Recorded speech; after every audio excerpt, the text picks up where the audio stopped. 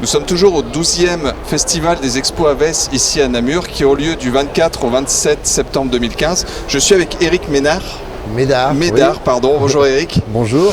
Alors toi tu exposes des photos dont l'intitulé est Passeur de lune et qui est consacré à une certaine vie nocturne. D'une part, pourquoi ce titre et pourquoi ce sujet ? Alors je me suis depuis toujours intéressé à la photographie de la faune nocturne, donc jusqu'à présent en lumière classique, c'est-à-dire en lumière blanche. Et je me suis rendu compte au fil des ans, j'ai beaucoup travaillé sur les chauves-souris par exemple, et je me suis rendu compte que ces espèces étaient extrêmement sensibles au dérangement et notamment à la lumière blanche classique. Donc j'ai cherché à utiliser une lumière qui soit non dérangeante et du coup, comme on travaillait avant en argentique avec des pellicules infrarouges, et bien là j'ai utilisé une technique en astrophotographie qui permet de photographier avec de la lumière infrarouge et c'est ce que j'ai adapté à la photographie de ces bêtes nocturnes. Alors Passeur de lune, pourquoi ? Parce que j'aime bien un petit peu la poésie, parce que j'aime bien les textes poétiques et du coup, eh bien, je trouve que c'est un titre qui invite à la découverte du noir, quoi. Alors en regardant ton exposition, la plupart des animaux sont des animaux, on va dire, communs dans nos contrées, que ce soit des chouettes, rats, blaireaux. Ouais. Par contre, j'ai vu aussi qu'il y avait un ours. Oui. Qu'est-ce qu'il fait là ? Alors en fait, l'idée c'était d'avoir un travail sur la biodiversité la plus large possible sur ce qui se passe la nuit. Donc en effet, des animaux extrêmement communs qu'on a tous chez nous, qu'on ne connaît pas forcément, mais qu'on a chez nous. Alors la souris, le rat, le renard, le blaireau, mais aussi des animaux plus extraordinaires comme l'ours, il y a le lynx également dans le livre, il y a le castor, il y a des animaux, le lérotin, des animaux extrêmement rares. Parce qu'ils font aussi partie de cette biodiversité et puis évidemment ils ont un impact sur le public parce que c'est des animaux extrêmement médiatisés, donc j'avais aussi cet intérêt-là et cette idée-là derrière la tête, quoi. Alors un peu plus techniquement, tu t'y prends comment pour les photographier ? Est-ce que tu nous as parlé de l'infrarouge, mais oui. En gros tu n'arrives pas avec ton appareil à te poser devant et les photographier ? Non, c'est pas si simple, c'est-à-dire qu'il y a beaucoup des images sont faites avec des techniques de piégeage photographique. Donc mon travail c'est quoi ? C'est d'abord un énorme travail naturaliste pour trouver la présence de chaque animal que je cherche à photographier. Donc il faut que je détecte sa présence à travers ses empreintes, ses crottes ou son écologie tout simplement. Et une fois que j'ai ces données-là, eh bien je mets en place un dispositif photographique dans un endroit qui en plus a un intérêt esthétique. Donc ça veut dire quoi ? Ça veut dire que je mets un appareil photo dans un caisson étanche au bruit et étanche au bruit, c'est-à-dire qu'il va arrêter le bruit du matériel et étanche à la pluie. J'installe des éclairages de type infrarouge à différents endroits de façon à créer une ambiance lumineuse, celle que je cherche à rendre à travers ma photo. Et ensuite, je laisse ça en place pendant des semaines, voire des mois. Alors, il y a un dispositif de piégeage photographique qui déclenche le dispositif quand l'animal est présent. Donc jamais eu de vol, de choses comme ça, à laisser plusieurs mois ton matériel à... Jamais eu de problème de vol. En même temps, la plupart des photos, je ne les aurais pas si j'avais pas pris ce risque. C'est forcément un risque à prendre. Après, voilà, il n'y a pas eu de souci jusqu'à présent.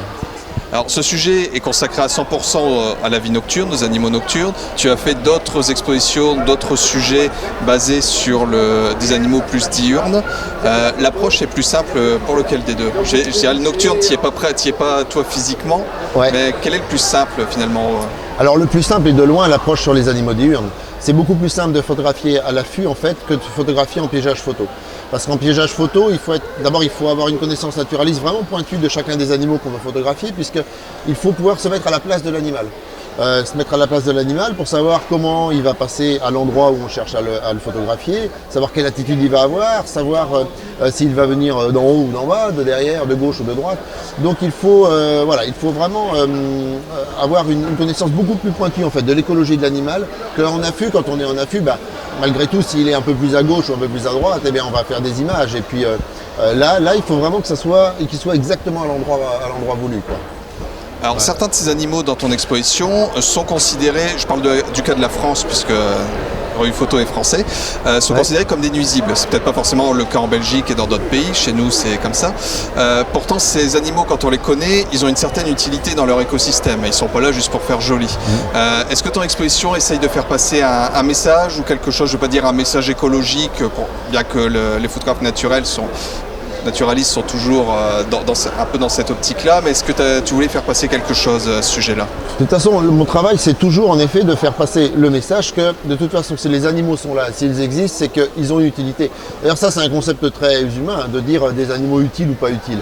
si les animaux sont là, quels qu'ils soient, et nous si on est là, c'est aussi parce que tout ça c'est un ensemble qui fonctionne ensemble. Donc on peut pas dire que les animaux sont nuisibles, ça c'est juste un concept qui selon moi est impossible. Mais alors évidemment à travers ce travail-là, c'est aussi montrer qu'ils sont intéressants par nature et que c'est pas parce qu'ils peuvent être considérés comme nuisibles entre guillemets qu'il ne faut pas s'y intéresser, ça c'est certain. Alors toi personnellement, tu es plus diurne ou nocturne? Alors moi je suis vraiment les deux, mais depuis toujours je suis très très nocturne. Ah ouais. Alors la dernière question portera sur ton prochain projet avant de clôturer cette interview. Par contre, donc ton exposition est liée un peu à un bouquin. Oui. Tu peux nous le présenter rapidement? Alors voilà, le livre c'est Passeur de lune, donc avec une photographie de Jeannette en couverture qui regarde la lune. Donc c'est un livre entièrement en noir et blanc. Attends, je me permets juste, hop, tant pis, ce sera sur la vidéo, voilà, ouais. Mais ce sera mieux. Pardon. Donc le livre est entièrement en noir et blanc puisque les photographies, comme c'est de l'infrarouge, elles sont rouges, donc j'étais obligé de les passer en noir et blanc pour les présenter, je n'allais pas montrer des photos rouges. Et c'est un livre qui est organisé selon 3 chapitres. Un premier chapitre qui montre la faune nocturne autour du jardin et de la maison, ou dans la maison même. Une deuxième partie qui montre la faune nocturne autour des milieux humides, comme la rivière, avec la loutre, avec le castor. Et puis une troisième partie qui montre les animaux nocturnes plutôt autour de la forêt et de petits bois avec les sangliers, les cerfs, les martres et tous ces animaux qui occupent nos forêts. Donc disponible sur ton site Disponible sur mon site et aujourd'hui même et encore demain au festival de Namur. De Namur. Très bien. Voilà. Et donc un futur projet dont tu peux parler ou quelque chose de... Des projets, il y en a toujours. J'aime beaucoup travailler sur la faune, la proximité chez moi. Donc je vais sans doute là commencer à travailler sur de la faune de proximité. Voilà. D'accord. Bon, un autre projet un peu différent de l'expo actuelle. On en saura davantage sans doute dans 1 ou 2 ans. D'accord. Écoute, bon courage en tout cas pour ces futurs projets, pour ton exposition. Et puis nous, on se retrouve encore avec une prochaine interview. Merci. Merci Hervé Photo.